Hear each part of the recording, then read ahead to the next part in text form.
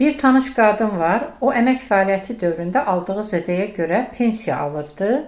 Amma sonra eşitdim ki, pensiyanı kəsiblər və soruşdum nəyə görə, heç özü də bilmədi səbəbini. İli soruşdum, dedi 2021-ci ildə. Sonra eşitdim ki, 2021-ci ildə həm əmək pensiyaları, həm sosial pensiya, hansı ki, insanlar əmək fəaliyyəti dövründə müəyyən zədələr alırlar, yaxud xəstələnirlər, artıq işləyə bilmirlər və buna görə alınan pensiyaları kəsiblər. Nədən 2021-ci ildə? O dəqiqə cavab elə qabağınızdadır. Çünki 2020-ci ildə 2-ci Qarabağ müharibəsi oldu.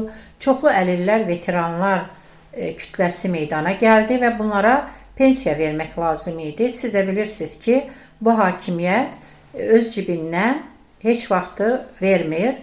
Yəni, dövlət büdcəsi onların cibi sayılır. Bunu da xalqın cibindən çıxarmağa çalışır və 2021-ci ildən bir çox insanların əmək, pensiyaları, sosial müayinətlər, bir çox şeylər kəsildi və bir çox şeylər də bahalandı. Beləliklə, sizin müzəffər etdiyiniz bu adamın dəmir yumruğu daha da möhkəmlənərək elə öz başınıza indi. Veteranlara da nə pul verir ki? 80 manat. Yəni, bu heç bir ölkədə vətənin müdafiəsi üçün ərazi bütövlüyü uğrunda vuruşan əskərlərə belə bir müamilə olunmayıbdır. Bunun da günahı ondadır ki, yəni bunu qəbul edirsiniz və elə üstəgəl belə insana müzəffər də deyirsiniz.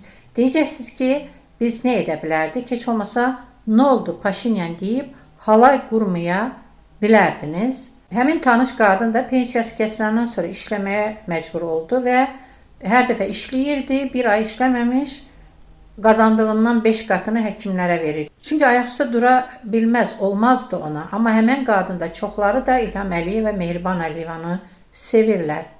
Bizim ölkədə sevgi də əzab, acı ilə eşləşir.